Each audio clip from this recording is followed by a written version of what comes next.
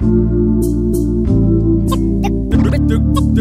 grand age, DJ Modesty, hustle till it hurt. That shit's powerful. Yo, what's going on? It's Grand Agent right here. You watching Real Hip Hop Show TV with my brother DJ Modesty, worldwide, France, and everywhere else. You know what I mean? Let's go.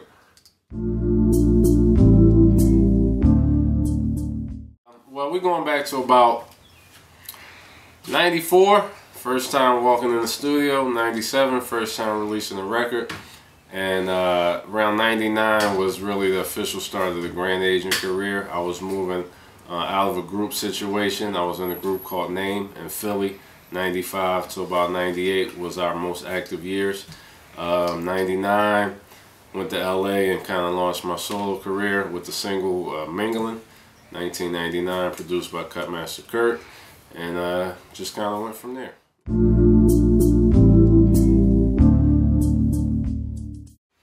My motivation was as a kid, kind of grew up right alongside hip-hop. You know, I can remember the early records when things used to circulate on tapes and mixtapes from block parties, and that's kind of how I caught wind of it.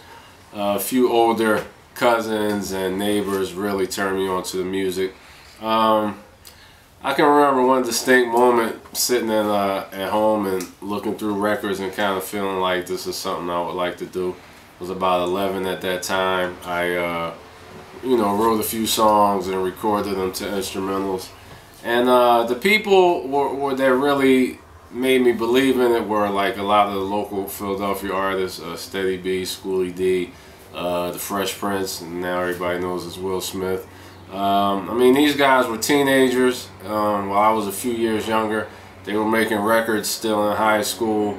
So it was a real tangible, realistic dream in that sense that people in my city were doing it and successful at it. Yeah.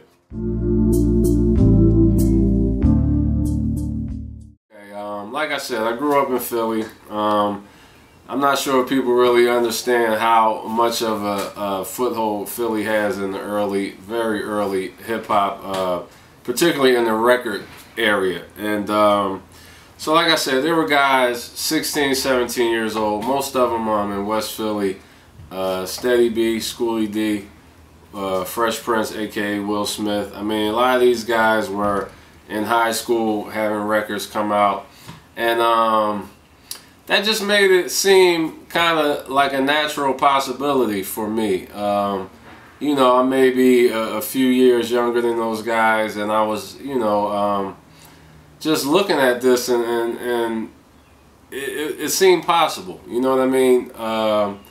And that's why I think I was able to follow that dream. You know what I mean? For me personally, just being so close and you know, at that time, even at that age, I would go to a lot of the shows, you know, at YMCA's, at skating rinks, and these guys were real accessible and real tangible. So that's what inspired me about it. It wasn't like, you know, the Michael Jackson or the Lionel Richie or, you know, the pop stuff that was going on. I could really see and feel and touch these guys, and that made it real for me.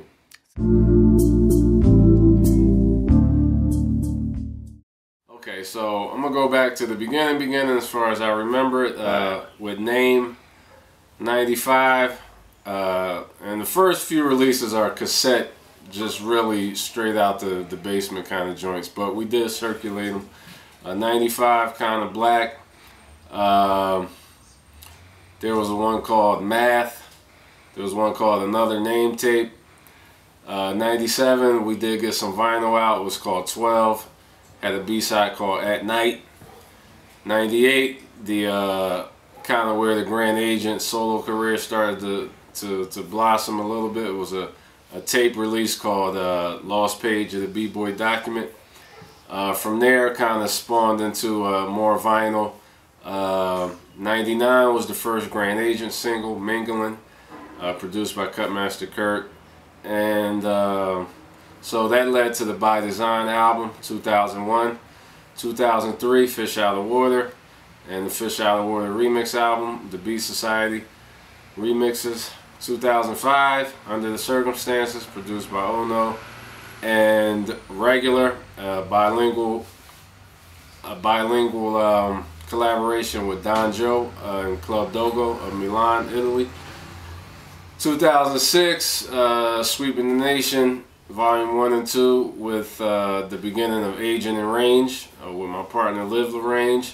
Also, Pump Up the Jam cover, 12-inch in 06. 07, Peak Oil EP, Agent in Range EP.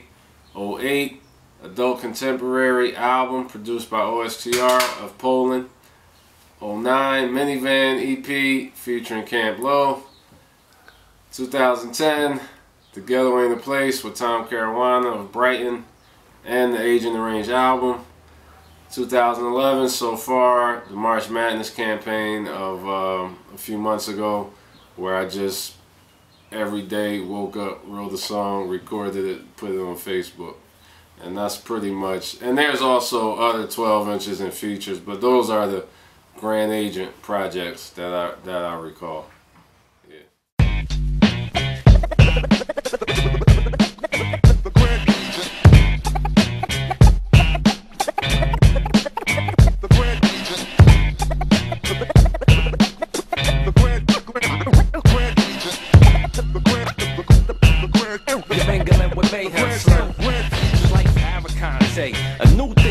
In the day, it's sweet to blaspheme beats when you ain't got to pay.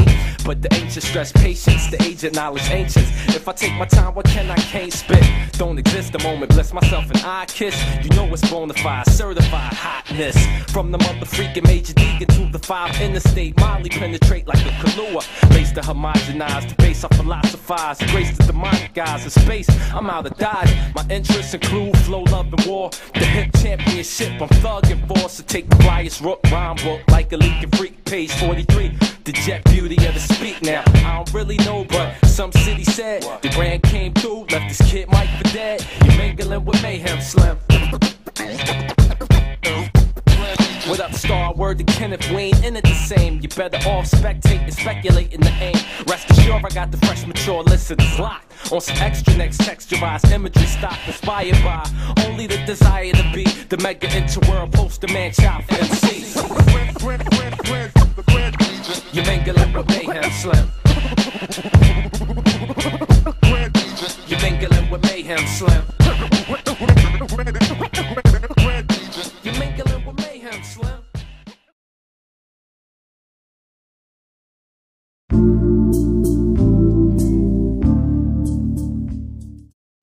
Agent in Range is a group I formed with my now former wife, Live LaRange. We got together 03, something like that, and we started working like really immediately, kind of in the capacity of her opening up for me on shows, and then we started to record together, and then we figured we might as well do something official.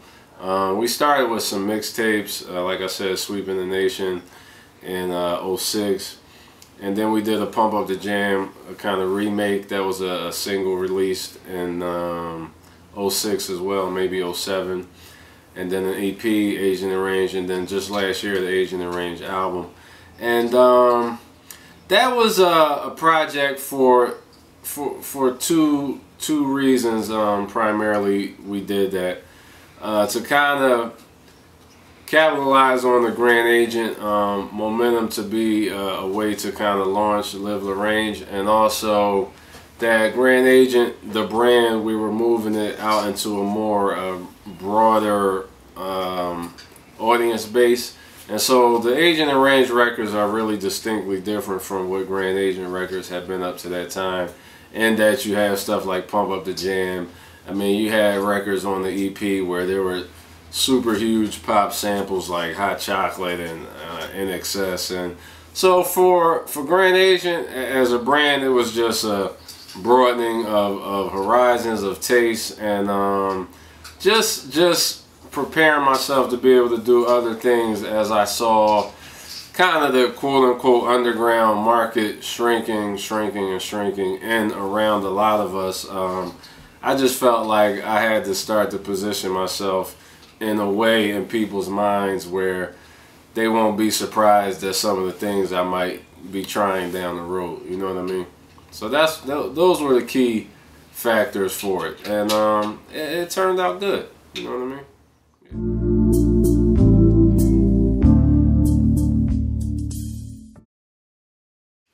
Okay, first of all, March Madness is available on grandagent.net. It's still totally free. What the project was it turned out to be a lot of things. It initiated with a friend of mine who we were working together, and we were kind of kicking around ideas to, you know what I mean, drum up some buzz and kind of get ready to get back into the game, so to speak. And apparently it was some miscommunication. I'm not sure, but I thought that we had decided I was going to do something every day and just kind of put it out and see what happened. I mean, he later said that's not really what he meant, but I ran with it anyway. So it was like February 28th, and you know, tomorrow's March 1st, and I'm like, well, I'm gonna do it. You know what I mean? And so I just started doing joints. You know, I was just jacking beats, grabbing people's instrumentals, you know, from online, and just writing songs. And you know, by about the 4th day, I started to see, okay, it could be really possible to go all the way through. By about the 12th day, I was pretty sure. And then by about the 20th, when it was still coming out pretty fresh, you know, I was like, wow, this is pretty crazy. So I went up until the 27th, and my computer crashed and effectively shut it down. But it was cool. It was an amazing experience. I mean, before, I had been in the habit of writing probably about at least 40 to 50 songs a year. At least, like, try to do 10 good songs per quarter. And that, like in 09 and 010, I had pretty much developed that habit. And so I did about, what, 3 quarters of what I would have done the year before in the span of a month. And so that was a real kind of light bulb in my head that, like, okay, yeah, maybe I can do this, you know what I mean? And so it was cool. It was a good exercise. It helped me to get open in a sense, and it gave me yeah, some inspiration to continue. So yeah, it was definitely a good thing.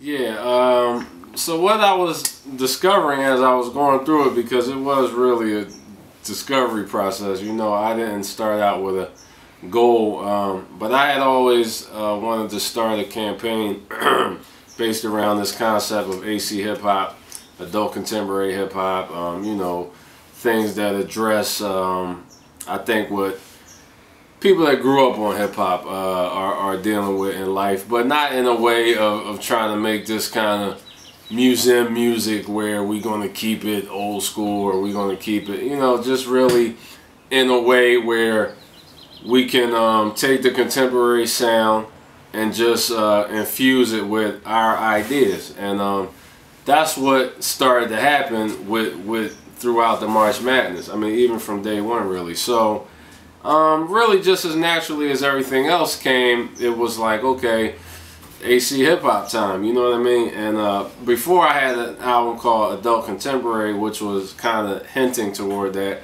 And so now I just figured we just cut through the chase and, you know, AC hip hop. And so Countdown to AC hip hop, that's kind of what I was plugging, you know, throughout March.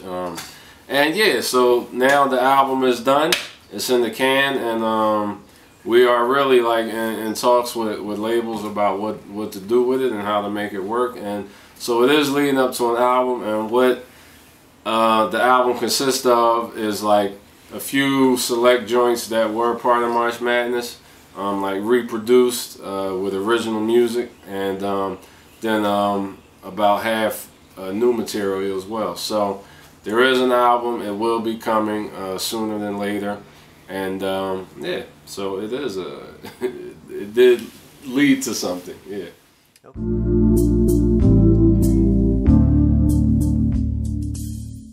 Okay, for me, it's interesting because I a few years ago, maybe 05 or 06, I was thinking, like, at the same time with the Agent and Range project, okay, like, things are changing, some things not going to ever be the same again, and you know, how can I position myself and like reconfigure my career? So the concept of adult contemporary came to me, like, and really in doing some market research and seeing how that, okay, like when I was a kid, you know, my parents' generation, like Motown was the thing. Motown, they grew up with that, and then as they had to start to move it into another radio format, you know, they always kind of, since from the 50s, you know, when they kind of moved that Pat Boone music out of the way for like the rock and roll, the Elvis music, they started attaching adult contemporary as you know, as a way to signal you that this is the stuff you grew up on. So then later you would have like AC rock, or you have AC light, you know what I mean? So everybody knows that, okay, this is the music I grew up on, but now for me as an adult with kids, and so it's a way to tie everybody into their nostalgia. But the contemporary of it for me with the hip hop is that I feel like a lot of guys making records are more content to sit back and be like, yo, the game is this, the game is that, you know, these beats, this and that. Well, really, like, we can't do that. We can either sit back and let them put certain labels on us, underground, this, that, or we can get in there and mix it up with them. And you know, the only real difference right now is the production aesthetic. You know what I'm saying? Like, producing has become bigger than the MCs now. You know what I mean? And a lot of guys, I feel that in their attempt to stay true, have kind of let a lot of things slide, where really we should be stepping in and kind of resetting the benchmark and the standard. Like, whatever the track sounds like, that's not really as big a deal as I think people let it become. So that's what it is for me. Adult, in that we grown now, we grew up on this, we know we had certain traditions and values that we learned from hip-hop and that we wanted to preserve. And then contemporary, because it got to work in the current marketplace. We can't think that, okay, we're going to keep doing this same style and everybody's supposed to, you know, it's like museum music to me. That's what I call it. It's like, that's not where the times are, and the times more than ever, or as much as they did in the late 80s, they need the message that hip-hop brought through. You know what I mean? Bringing social, political awareness to people who wouldn't have and still don't get it any other way. So that's how I look at it. It's like, no, we're not going to sit back and be like, yeah, okay, we'll be underground, or we'll go tour in Europe for the rest of our days. Like, no, like, we're here, the issues are here, the music is here. Let's be present about it, and let's do something about it right here in the current climate, in the current marketplace, with however the beat got to sound to get somebody's attention. Let the beat sound like that and address the issues.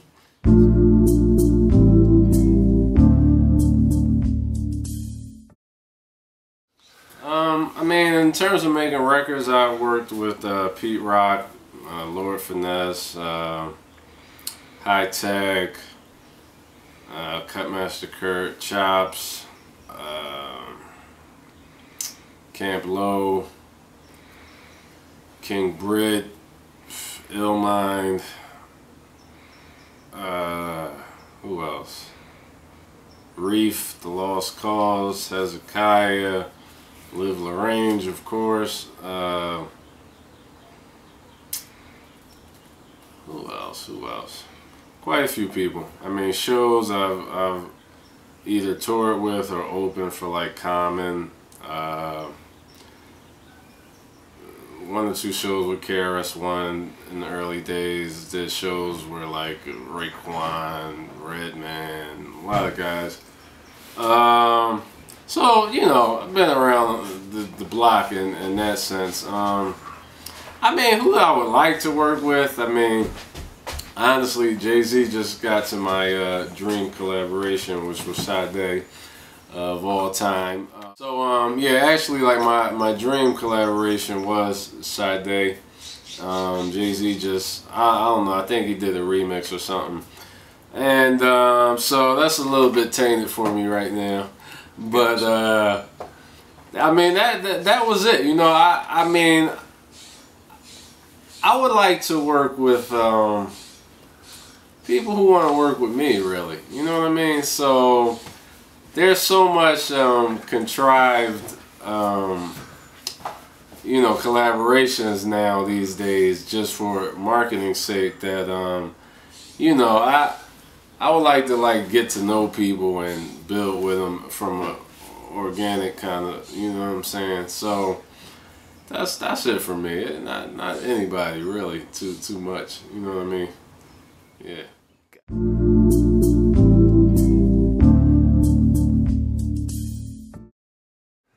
Yeah, I really like I think I said or tried to allude to earlier. I think we really right back at the beginning. I mean, I think it's wide open in terms of the need for a real like punch in the face kind of wake up call for everybody. And I think that hip hop still has that role, and that. I think that's where we're headed, really, because everything's been said, everything's been bought and been sold to the point where everybody's overconsumed, and you know what I mean. So it's like, what now? What we've made all we can make. We've taken everything we can out of it. So now it kind of got to be a time of like reinvestment. You know what I'm saying? And the original investment was in the ideology kind of that came out of it. So that's where I see it, man. I see it as being wide open, time for a fresh take on everything, without as I said earlier, without getting into some kind of museum mindedness where we gotta be old school, or we just gotta take things from where they are now to the next level, but keeping in mind where we came from. And that's how I see it. So in terms of the relation to the golden era, I think it's time for a new golden era to be launched right now.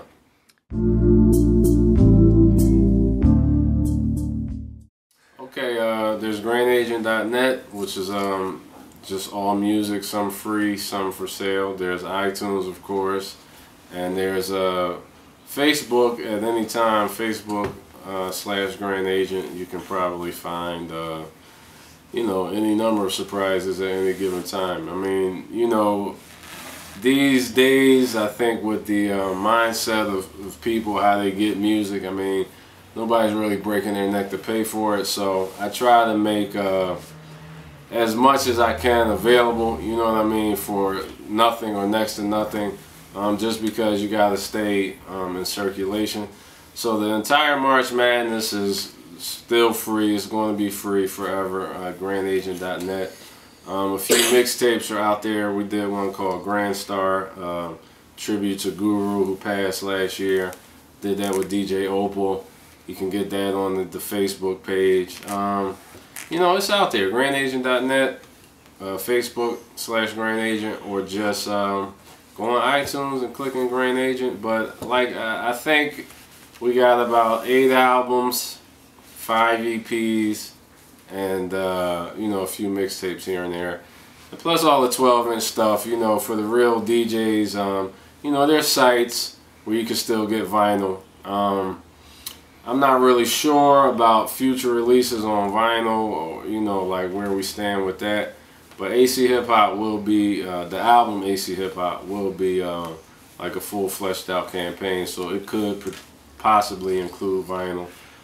Definitely will be the first CD release that I've done in quite some time. The last one being in 08.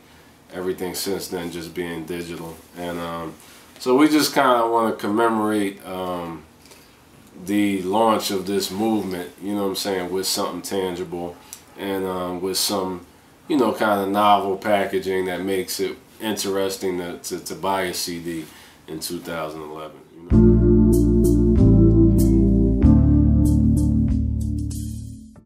Yeah, just want to shout out my man Modesty, and thanks my man Joe for the interview. And yeah, that's it.